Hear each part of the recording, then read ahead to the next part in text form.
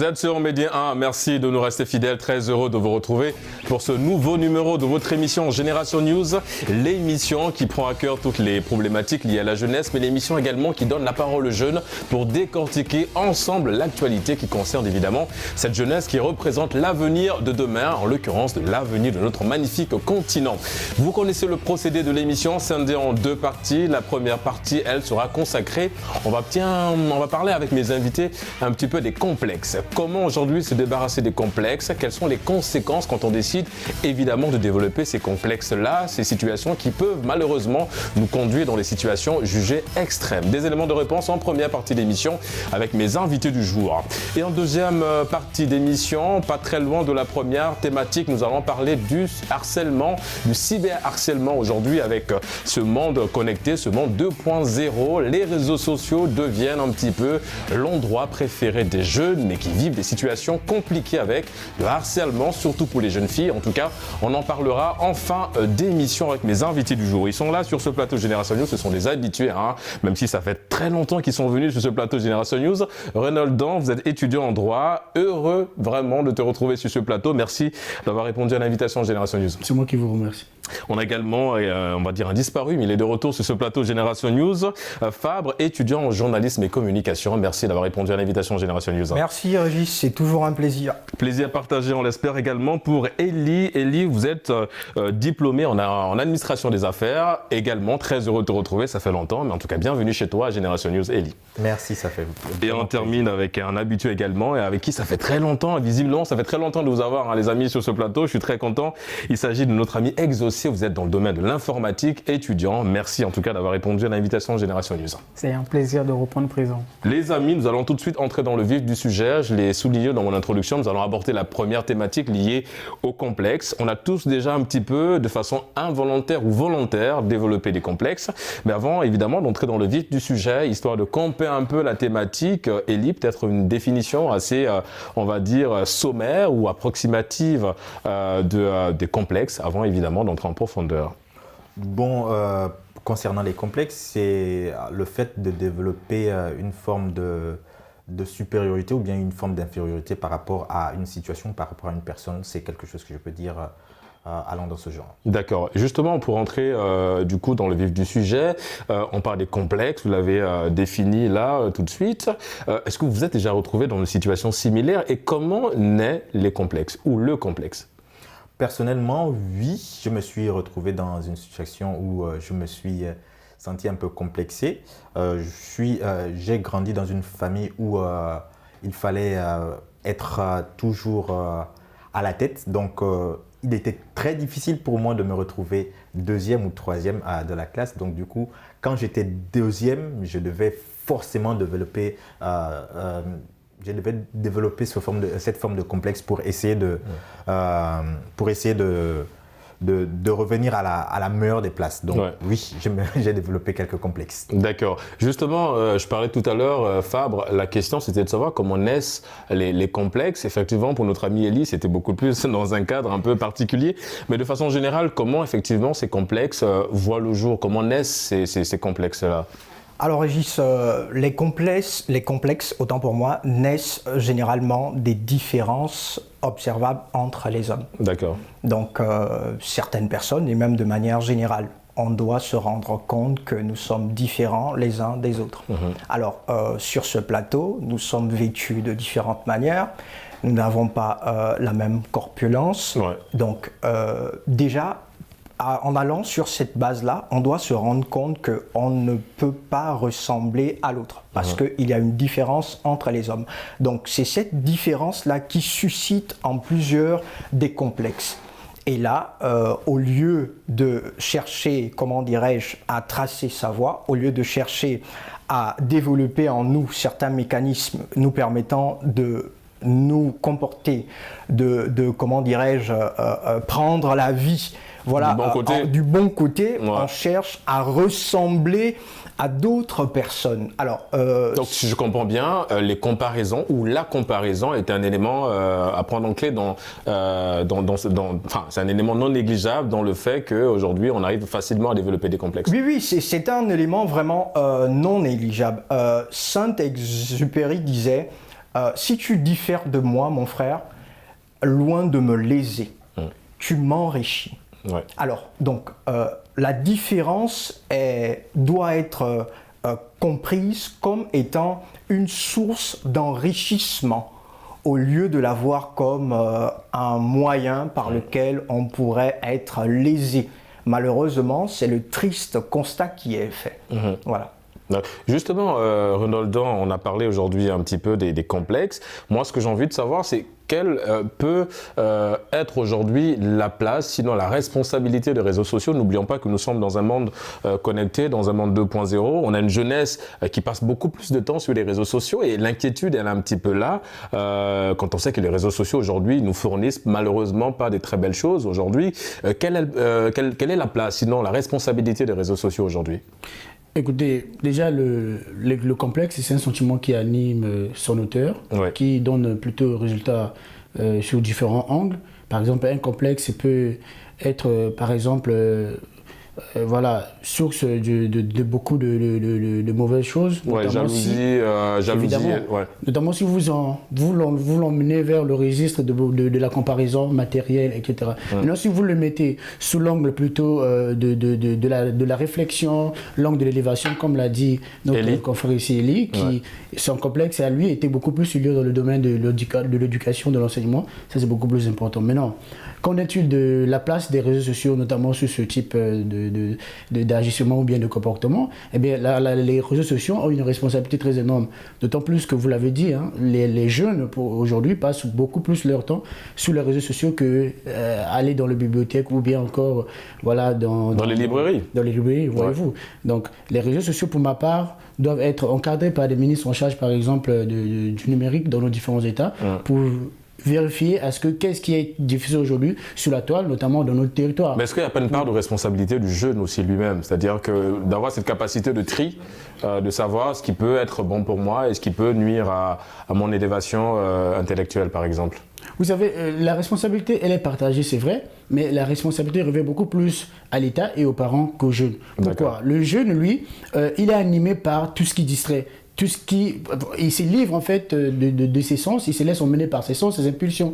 Qu'est-ce qu'il a envie de voir? Généralement, les jeunes n'aiment pas ce qui demande beaucoup plus de concentration, notamment la lecture et tout. Mais quand vous lui mettez devant lui quelque chose de divertissant, voilà, il va beaucoup plus s'attarder là-dessus plutôt que d'aller vers un outil plus édifiant et tout. Donc voilà, moi pour ma part, j'aimerais m'attarder sur la responsabilité notamment de l'État et des parents avant plutôt d'aborder la responsabilité des jeunes. Justement, on aura l'occasion de revenir un peu sur le rôle parental en ce qui concerne évidemment le fait de développer un peu ces complexes parce que même dans la famille, malheureusement, on assiste à ça, au fait de développer un complexe par rapport à son frère ou par rapport à sa sœur qui conduisent parfois ces complexes-là à une forme de jalousie et qui créent des tensions dans le cercle familial. On va y revenir tout au long de cette émission, les amis, on va aborder évidemment ce point. Exaucer les complexes, est-ce que déjà tu as été confronté à ça, une situation similaire, un complexe que tu as dû malheureusement développer et qui n'était pas assez réluisant?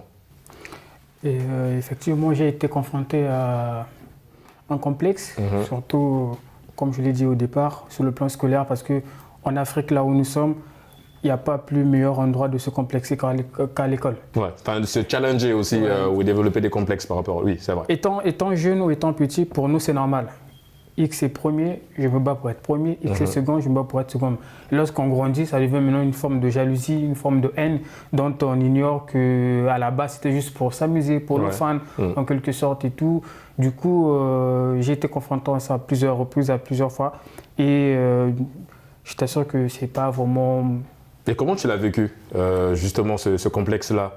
Les autres, ils ont parlé, ils n'ont pas évoqué cela. C'est comme une forme de pression, en quelque sorte. D'accord. Le complexe vient, en quelque sorte, avec la pression. Et revenons en arrière, étant petit, c'est rien. Mais lorsque tu grandis, tu te rends compte qu'il faudra que je fournisse des efforts. Ouais. Et d'un côté, c'est pour ton bien, et d'un autre, c'est pour ressembler à l'autre. Et c'est là où ça devient dangereux. Et comme on dit comparaison n'est pas raison, imitation égale limitation. Quand on imite quelqu'un, on est limité.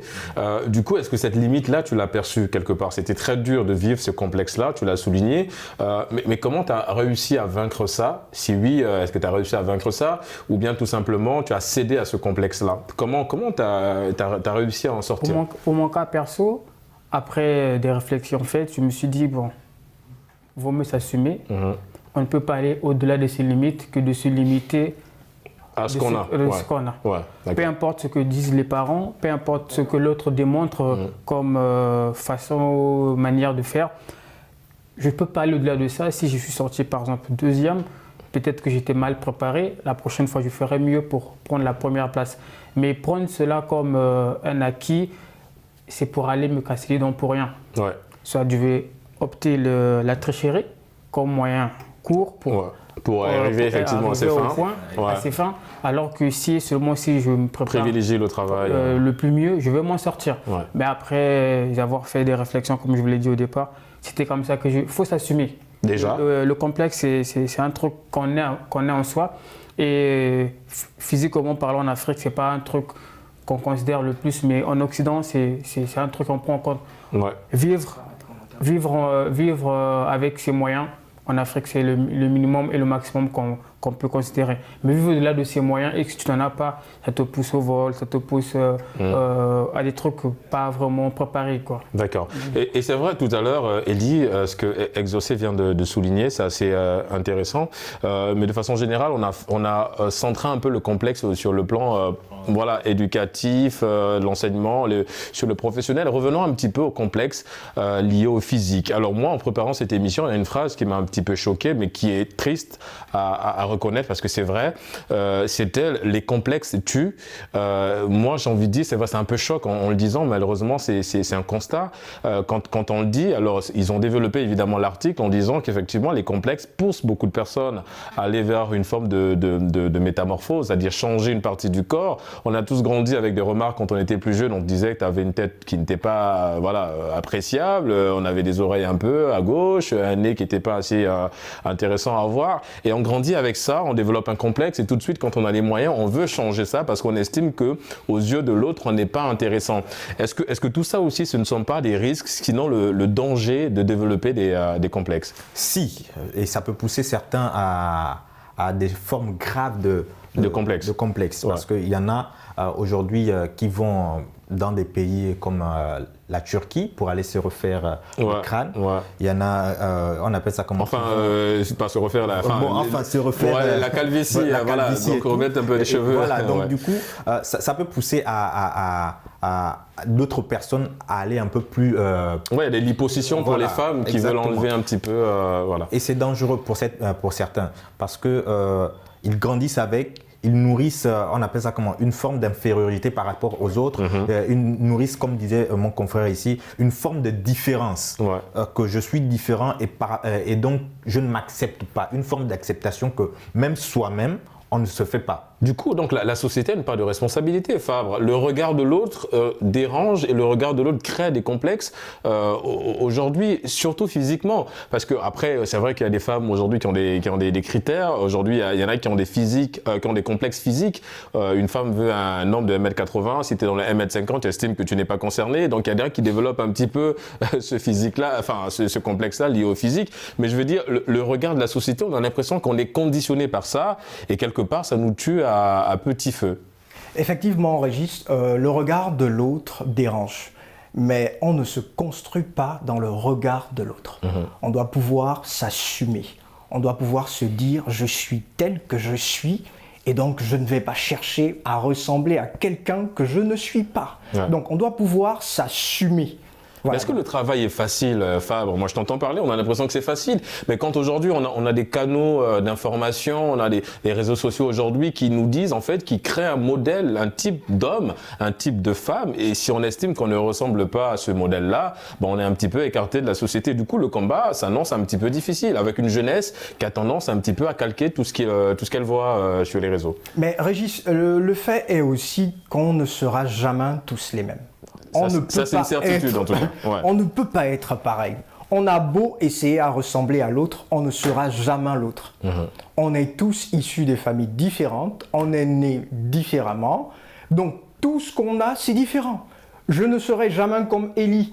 Ouais. Élie, c'est pas moi. Alors, moi, je ne vais pas bâtir ma vie dans le regard de la société. Je sais que la société a une influence sur ma personne. Ouais. Maintenant, c'est de ma responsabilité de ne pas me laisser, comment on appelle, diriger ou encore, comment on appelle, de ne pas faire des choix en fonction de l'influence de la société. Du coup, c'est complexe, tu as développé des complexes Il m'est déjà arrivé. D'accord. Il m'est déjà arrivé parce que ce qu'il faut dire, c'est que tout le monde développe des complexes. Ça, c'est sûr. Tout le monde développe des complexes. Le plus important, c'est de les assumer. Voilà, D'accord. voilà. C'est d'assumer et au niveau également de la gestion de ces complexes-là. Voilà. Il m'est arrivé à un moment donné où on me disait, mais écoute Fabrice, un peu de prendre un peu de poids. Que tu le veux ou pas, on est tous nés avec le complexe, mais c'est la manière dont tu développes cela.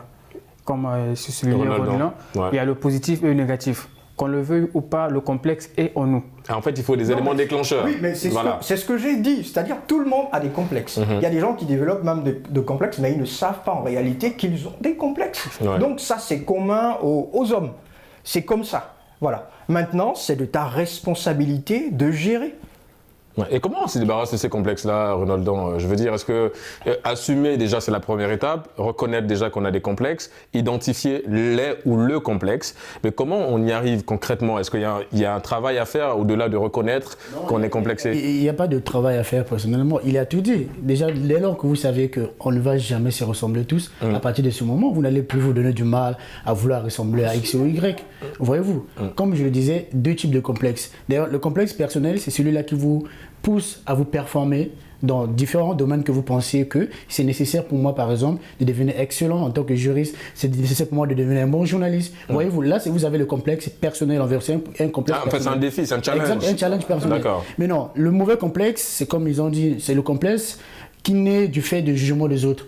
Voyez-vous, c'est parce qu'on vous a dit, moi plusieurs fois on m'a dit, ah Omar Bongo, parce que je suis court de taille, et moi qu'est-ce que j'en fais? Si je dis, ah pourquoi mon terre d'Omar Bongo, c'est ce que je suis mal à la prochaine, non, je dois me servir de ça comme un élément pour dire, Omar Bongo c'est déjà bien, mais je ne peux pas grandir d'1m80, non, moi je me contente de ça, et ça fait pas de moi celui-là qui va se sentir plutôt mal au sein des autres. Bon, on rappelle que c'est pas péjoratif, hein, c'est par rapport. Oui, mais pour certains, il n'est pas très grand. Effectivement. Mais, voilà, mais pour certains, c'est très péjoratif. Comme vous dites par exemple à un homme que vous êtes court de taille, moi voilà, ça ne semble pas plutôt le donc si tu fais pas le 1m80. Exactement. D'accord. Donc pour moi, le complexe à rejeter, c'est le complexe né du regard extérieur. Vous allez vous focaliser sur votre complexe à vous. Déjà, si vous connaissez vous-même, vous avez sans doute développé plutôt, vous avez sans doute tracé votre chemin. Hein, et maintenant, il faut le concrétiser, notamment dans les efforts. C'est vrai, si vous êtes plutôt pas musclé, si vous voulez être musclé, vous pensez que c'est nécessaire pour vous, pour pouvoir vous défendre, je ne sais pas contre X, allez dans la salle des sports, faites-le tranquillement par rapport à votre façon de voir les choses, et ne le faites pas. Et voilà, parce que Madame X, vous devez vous voir torse nu à la plage avec des abdos de chocolat et tout. Voilà. D'accord. C'est d'abord un défi personnel. Voilà, c'est personnel, c'est vraiment personnel. Donc je dois prendre l'initiative de me rendre en salle de sport parce que j'ai bien envie d'aller en salle de sport. D'accord. Ça doit être clair.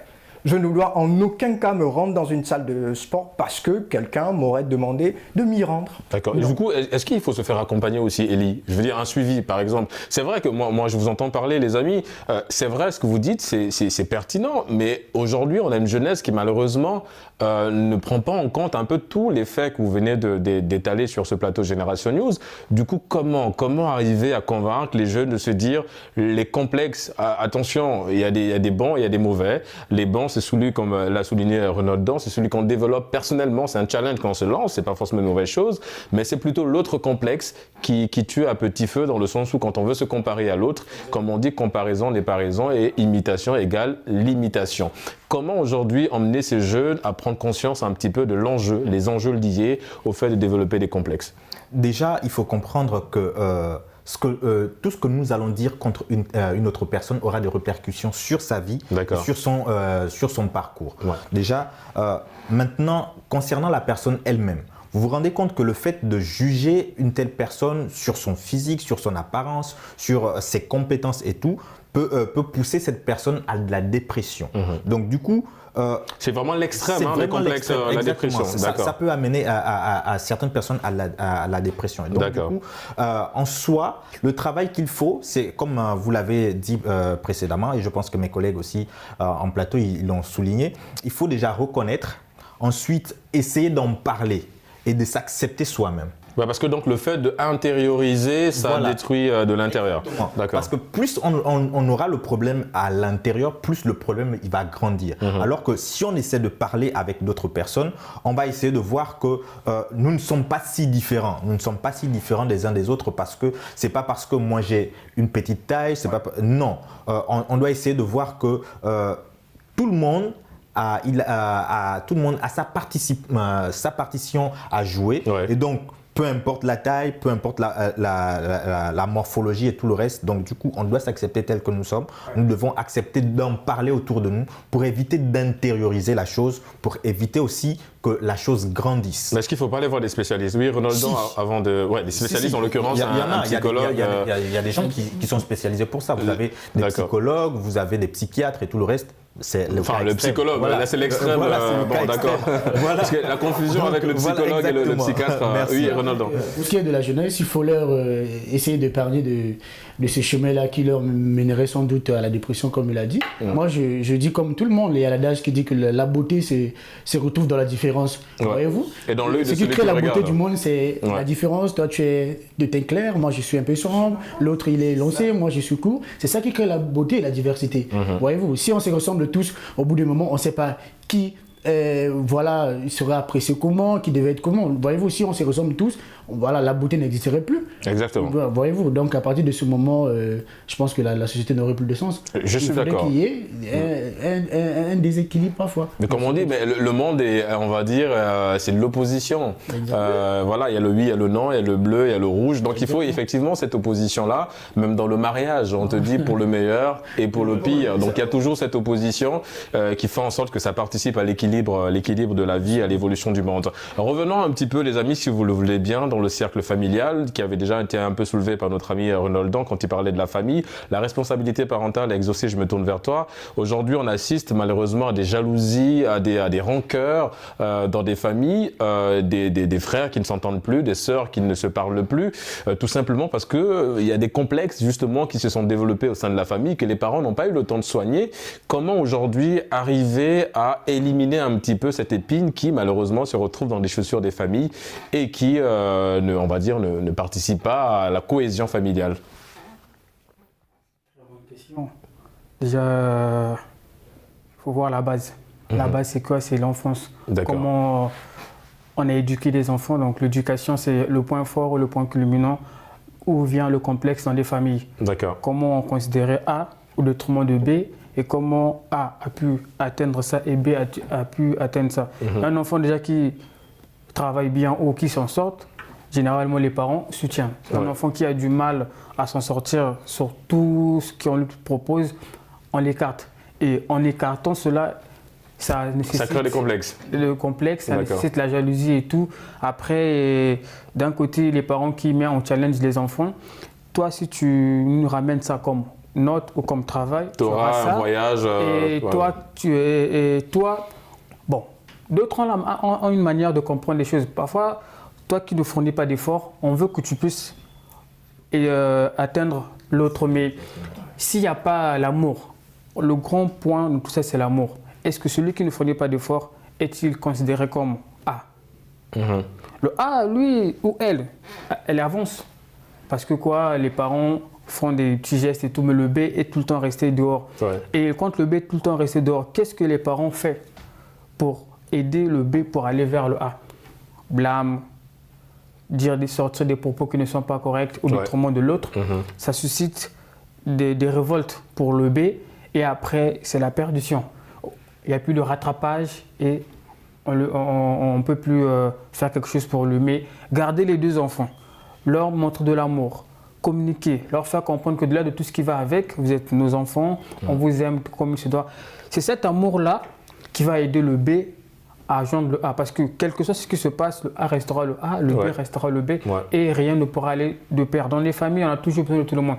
On a 5 doigts et les 5 doigts jouent leur rôle. C'est vrai. Et du coup, dans les parents qui vont nous suivre aujourd'hui, il faudrait communiquer avec leurs enfants, il faudrait leur assumer et accepter tels qu'ils sont, arrêter de leur ramener un style de comparaison ou un style de combat ou un style de comme on le fait dans le monde footballistique, de compétition. Genre Messi et Ronaldo, ça ne va jamais marcher. Ouais. Il faut tout le temps encourager. Donc le verbe que je pourrais donner aux familles qui vont me suivre, c'est le verbe encourager celui qui n'atteint pas l'objectif. Ouais. Toujours voilà. En fait, j'aime bien le verbe aujourd'hui, c'est encourager. Et effectivement, si on reste sur ce verbe encourager, mais on va marquer une courte pause avant évidemment de revenir sur le verbe encourager pour la deuxième et dernière partie de l'émission. On se retrouve dans une poignée de minutes. À tout de suite.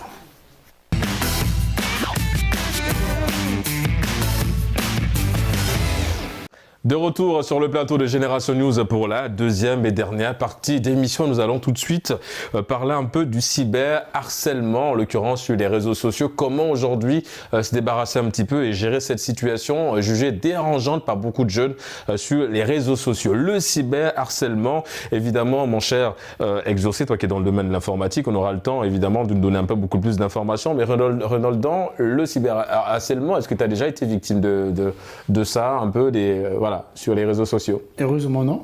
D'accord. Mais sinon, j'en connais beaucoup de personnes qui ont été victimes. Déjà, le cybercriminalité, plutôt le cyberharcèlement, oui, qui peut conduire à... c'est déjà une infraction délictuelle qui est punie par le code pénal sénégalais, congolais ou gabonais, qui consiste africain, mondial, de façon générale. Qui consiste par certaines personnes qui utilisent parfois des faux profils derrière l'anonymat pour utiliser des images de certaines personnes dans le but de leur nuire ou bien de leur suturer de l'argent.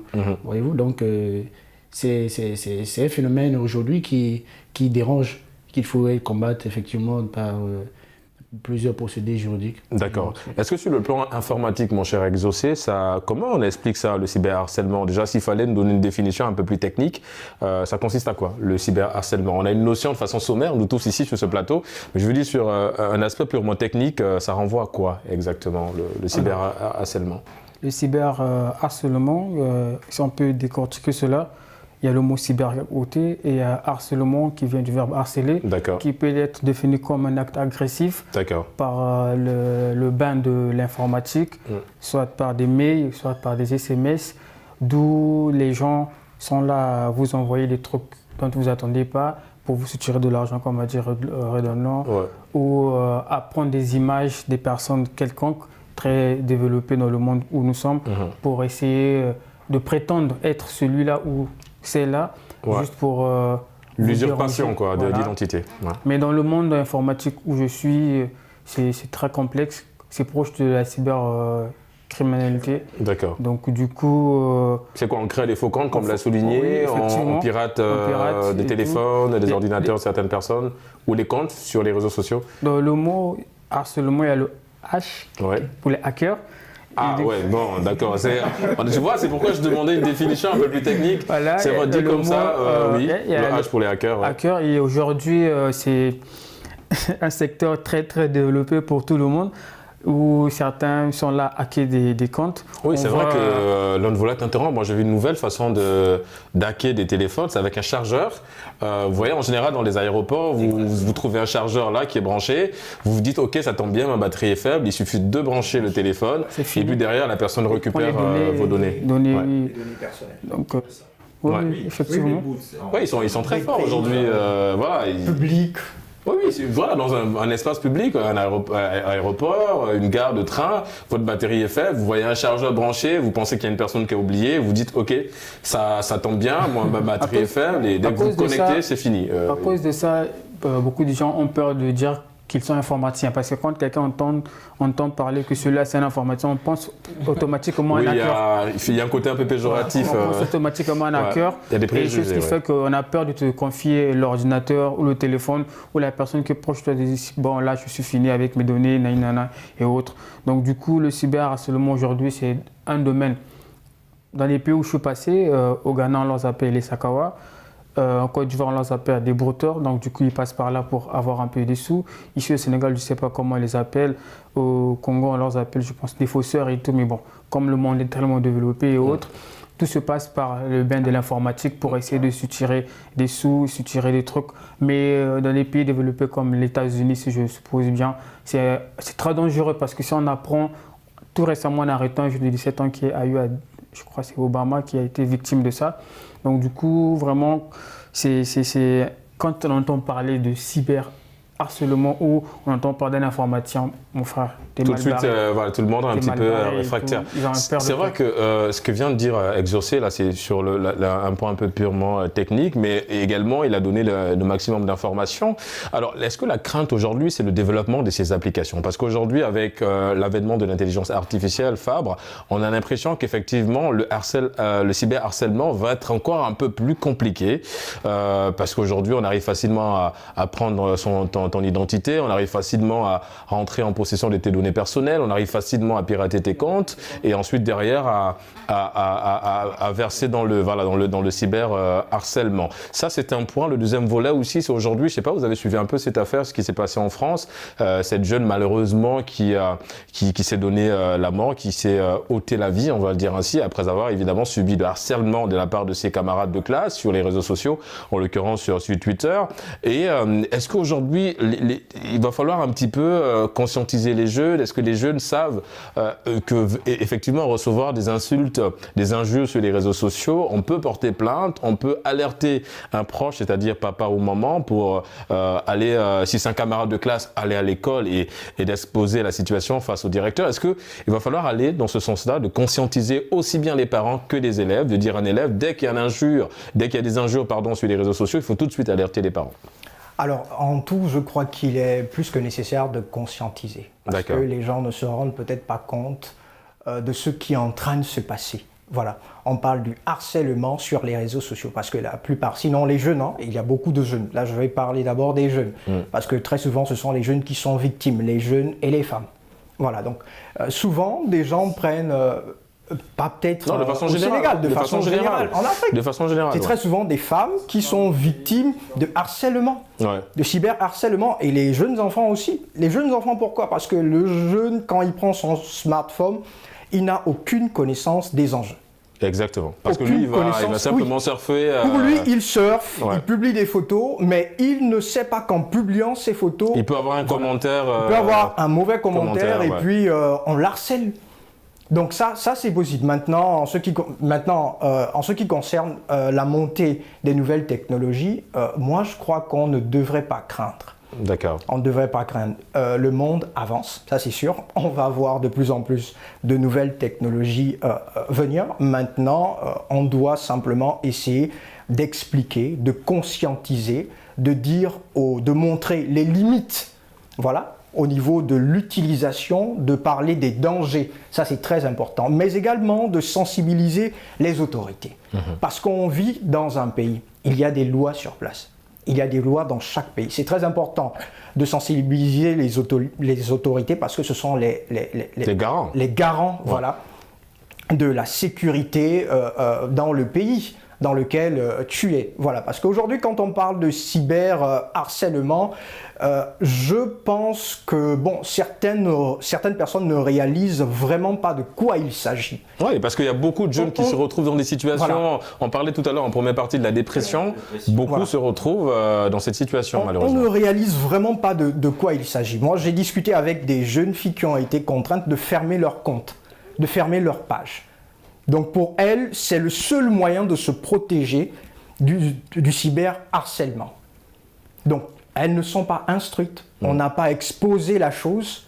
Naturellement, elles utilisent les moyens qu'elles ont à leur disposition. D'accord. Voilà. Oui, et là, c'est un peu compliqué, effectivement, la situation. Ellie, effectivement, pour un jeune garçon ou une jeune fille de 16 ans ou 14 ans qui n'a pas effectivement ces notions-là, peut-être que Exaucé va nous édifier encore davantage comment mieux sécuriser ses comptes sur les réseaux sociaux pour éviter justement d'être en face. Je vois un peu sur les pages, il y en a qui désactivent les commentaires. Donc ça aussi, ça peut être une technique pour ne pas tout de suite être victime victimes de cyberharcèlement à travers les commentaires. Revenons un petit peu en ce qui concerne le jeune, la jeune étudiante ou étudiant victime de cyberharcèlement, aussi bien de la part de ses camarades ou encore des gens de façon extérieure sur les réseaux sociaux. Est-ce que tout de suite il faut en parler, surtout quand le jeune n'a pas encore le mental pour gérer un peu une situation aussi difficile, et quelles doivent être les réactions des parents?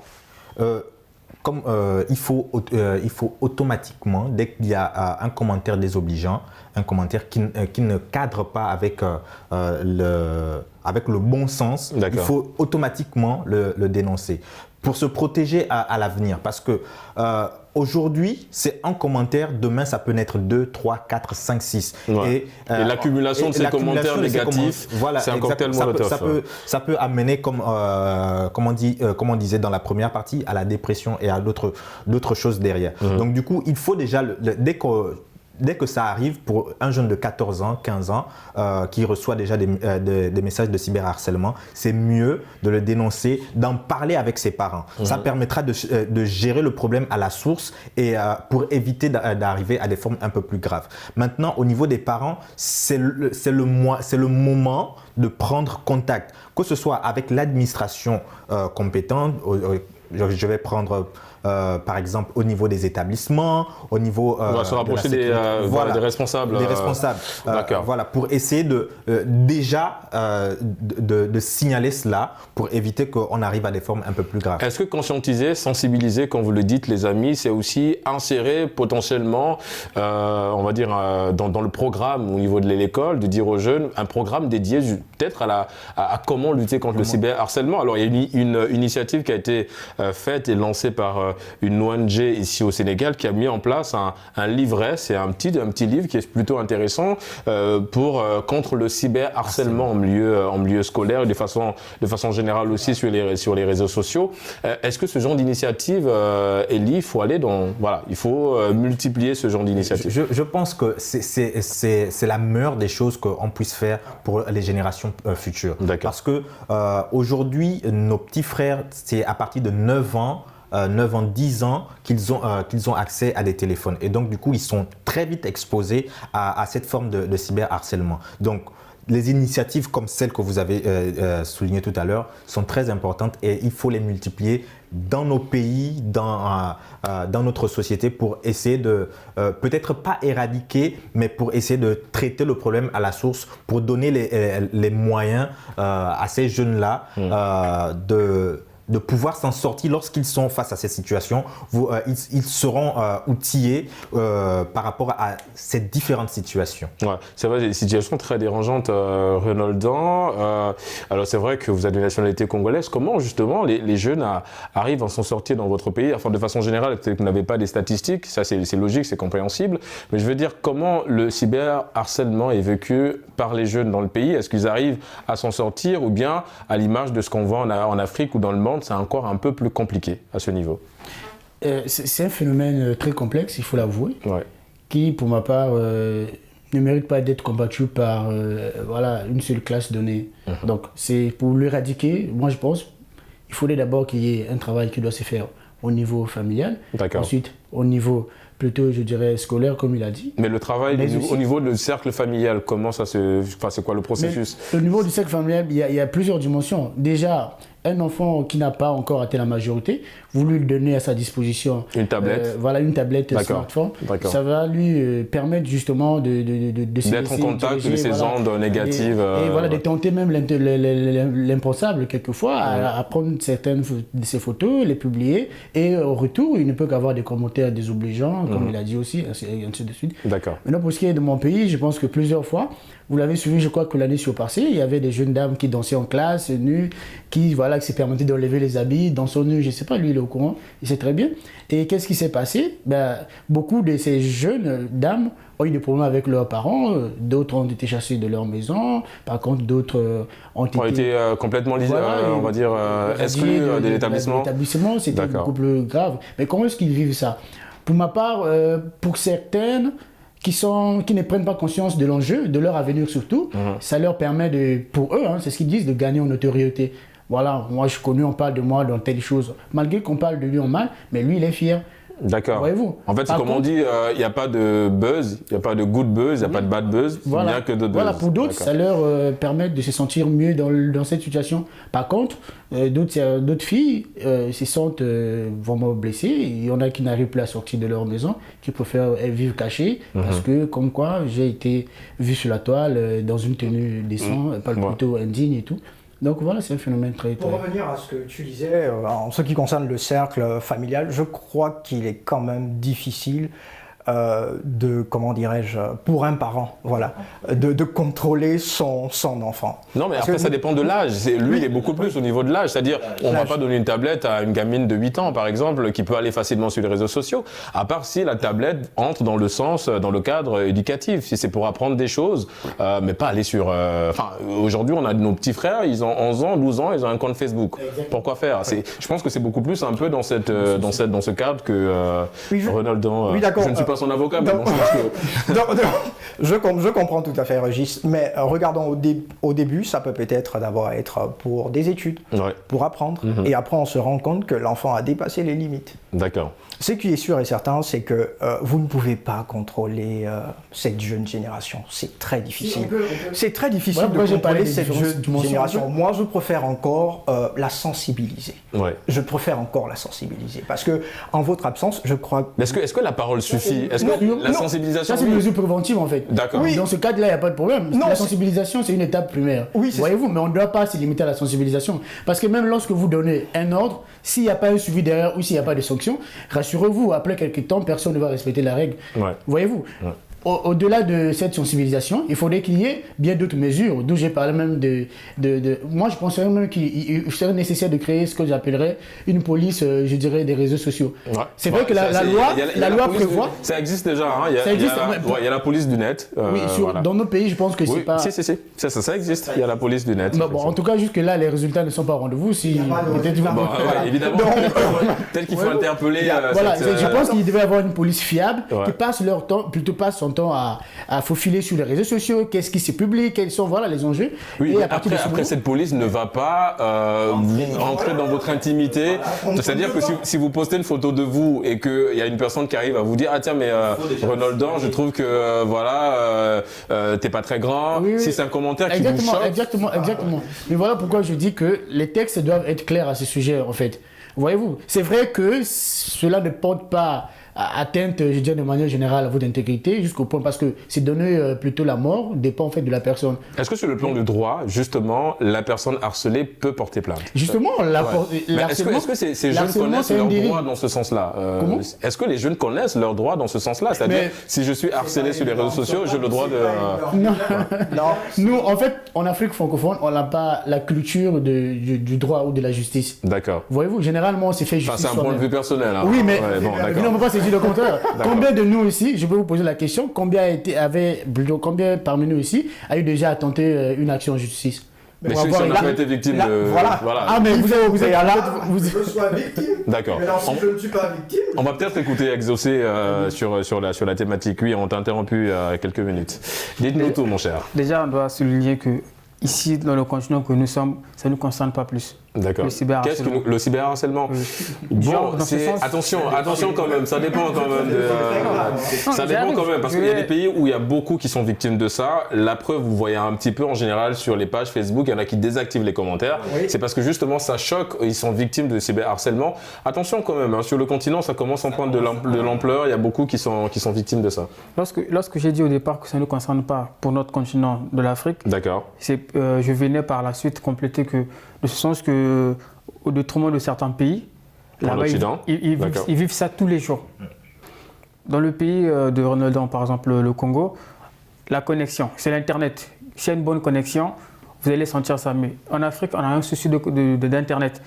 Ouais, bon. Donc du coup, on ne sent pas tellement ça sur nos épaules que par rapport à l'Occident. Oui, mais est-ce que c'est lié à la connexion? Je veux dire, même si tu as un débit qui est très faible, à partir du moment où le commentaire est là, tu arrives à le lire. Hein.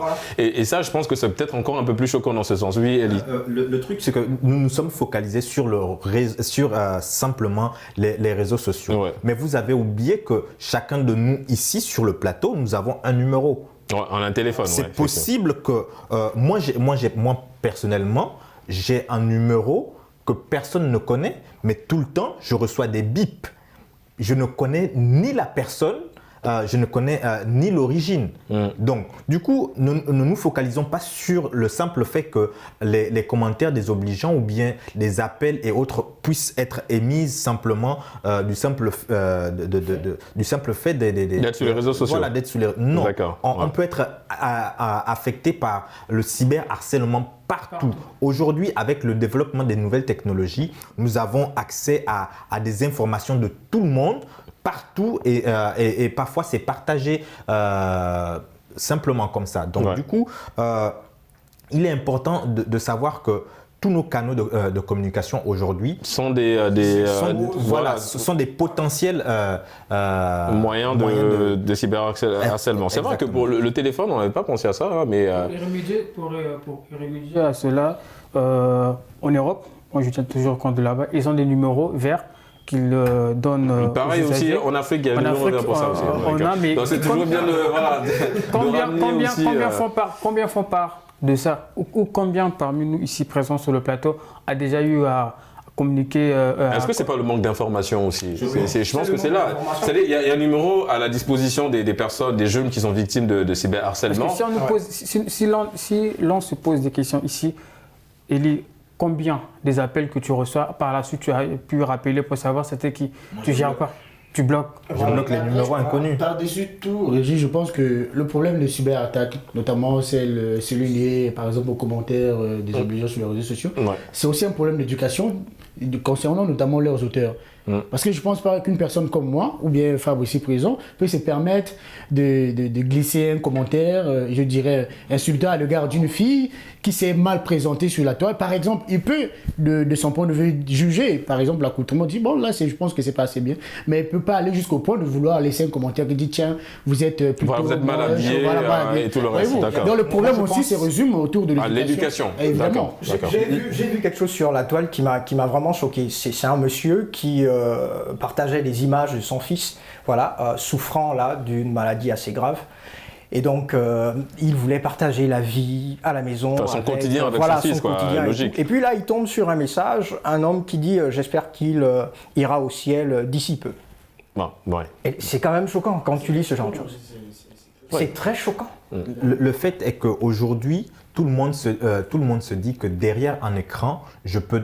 on est libre, voilà, c'est mon téléphone. C'est mon téléphone, j'ai ma connexion, je peux déposer quelque chose et après ça ne me concerne pas. Donc, je me dédouane de ce qui adviendra après. Donc, il y a cette forme de responsabilité et rien à voir avec l'éducation. C'est la responsabilité personnelle de ces actes, de se dire que ce que je pose aujourd'hui, ça peut se retourner contre moi demain.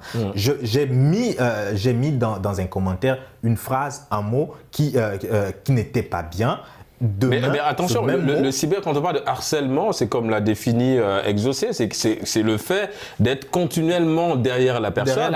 Et c'est ça le problème, c'est qu'on peut avoir un commentaire désobligeant sur un réseau social quelconque, Facebook, Twitter, Instagram, mais le problème, c'est que la personne ne se limite pas aux commentaires. La personne va effectivement continuer. Le truc important ici, c'est que la personne ici, quand les haters, je pense qu'en informatique, c'est comme ça comment vous les appelez, les Exactement, haters, aujourd'hui, ils font... on est sur Facebook, on quitte sur Facebook, on va sur Instagram, sur Twitter. On cherche la même personne pour essayer de l'atteindre par tous les moyens. Et donc, du coup, il faut essayer de canaliser tout ça pour essayer d'éradiquer. D'accord. Est-ce qu'à travers une adresse IP, on peut facilement remonter et trouver la personne? Parce qu'il y a des gens qui utilisent des faux comptes, des faux profils, comme l'a souligné notre ami Renaldan au début de son argumentaire. Est-ce que, justement, dans le cadre de l'informatique, est-ce qu'on peut remonter la piste, le profil à travers le compte, à travers une adresse IP par exemple? Effectivement, on peut le faire. Dans des pays très développés, c'est très facile d'utiliser l'adresse IP pour suivre et géolocaliser la personne qui est là derrière son écran à dire de n'importe quoi sur X, Y, Z. Facilement le localiser et le prendre et par la suite le poursuivre à la justice. Mais ici, on a dans des pays pas très développés, je ne pense pas dans le domaine de l'informatique, qu'on le fait, mais vraiment c'est triste et c'est déplorable quand même pour certaines personnes. D'autres le font inconsciemment sans tenir compte des dangers qui arrivent derrière, mais d'autres le font sciemment parce que ils se disent que c'est normal et tout. Étant informaticien, on est en train de travailler là-dessus pour essayer de trouver des automatismes pour mettre terme à ça. Et justement, comment lutter contre ça? Au-delà de désactiver les commentaires, est-ce qu'il y a d'autres moyens aussi? On peut éviter d'être au contact de... Alors, il y en a qui vont à l'extrême, Fabre l'a souligné, il y en a qui désactivent complètement leur compte sur les réseaux sociaux. Mais aujourd'hui, quand même, les réseaux sociaux deviennent une entreprise, j'ai envie de dire, parce que si vous êtes... voilà, un moyen de... Exactement. Voilà, donc il faut signaler justement les commentaires. Pour l'instant, le verbe qui est là, c'est le verbe signaler. D'accord. Ah, il aime bien les verbes, notre ami. On est passé du verbe encourager à d'accord, signaler. Voilà. D'accord, ok. Il faut signaler cela. Après, il y a des gens qui sont chargés derrière pour poursuivre, mais d'autres, ils utilisent des faux comptes. D'abord, signaler ou changer de compte. Mais changer de compte, ça demande du temps pour essayer d'informer tes proches que voilà. J'ai changé de compte. Veuillez me contacter par ici, par là. Bon. Les amis, nous sommes arrivés au terme de cette émission. Ça allait très vite. Merci en tout cas pour vos plaidoyers ici sur ce plateau Génération News. On remercie Fabre, étudiant en journalisme et communication. Merci d'avoir répondu à Génération News. Peut-être une personne à saluer vite fait avant de clore. Mon papa depuis le Gabon, Monsieur Marocco. D'accord, on salue papa depuis le Gabon, Monsieur Marocco. Reynoldan, étudiant en droit, merci d'avoir participé à Génération News. Une personne évidemment à saluer. Bon, je salue le président de la République. Non mais c'est bien de saluer le chef de l'État de votre pays, mon cher Reynoldan, et évidemment pour le travail qu'il fait.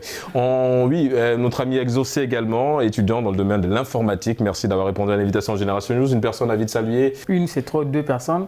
Mon staff. D'accord. De l'informatique, le staff Nomi. D'accord. Et deuxièmement, ma mère. D'accord. C'est tout. Évidemment. Donc évidemment, Elie aussi, les parents à saluer.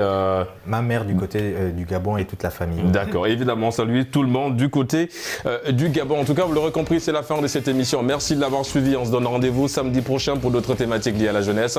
Et d'ici là, n'oubliez pas, quoi qu'il arrive et quoi qu'il advienne, gardez le sourire en compagnie de nos programmes.